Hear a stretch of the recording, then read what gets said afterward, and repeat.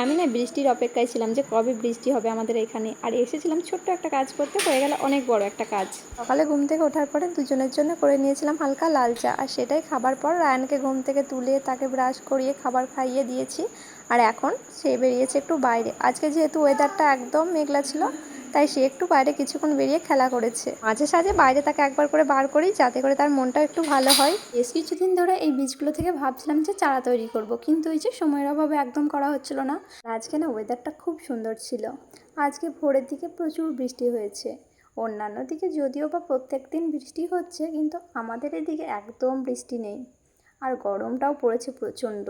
তো এই যে আজকে ওয়েদারটা বেশ সুন্দর ছিল, তাই ভাবলাম আজকে সময় আছে। আর আজকে আমার কোনো রান্না বান্না ছিল না, কারণ আজকে রান্না সব আমার মাই করেছেন। তাই ভাবলাম যে গাছগুলো একটু লাগিয়ে দেওয়া যাক। কিন্তু আমি যখনই ছাদে আসি না কিছুটা সময় নিয়ে, তখন আমার কাজ কিন্তু অনেকটা বেড়ে যায়। আগের দিন যেহেতু বৃষ্টি হয়েছে, ছাদটা পুরো পরিষ্কার, কিন্তু ওই যে টবের গোড়াগুলো একদম নোংরা হয়েছিল। গাছে শুকনো পাতা পড়ে টবের গোড়াগুলো জমেছিল, আর তার সঙ্গে মাটিও জমেছিল। আমাদের এখানে প্রচুর হনুমান আছে, তোমাদের তো আগেই বলেছি, কিন্তু কিছুদিন হলো তাদের উপদ্রবটা একটু কমেছিল। কিন্তু আগের দিন এসে আমার এই যে মাটির টবটা ফেলে দিয়েছে, আর ওটাই ভেঙে গেছে। এখন আমার কাজ অনেকটা বেড়ে গেছে, এই সমস্ত মাটি এখন আমাকে পরিষ্কার করতে হবে। আর আমি না অল্প দিয়ে কাজ শুরু করি, তারপরে করতে করতে কাজ অনেকটা বেড়ে যায়।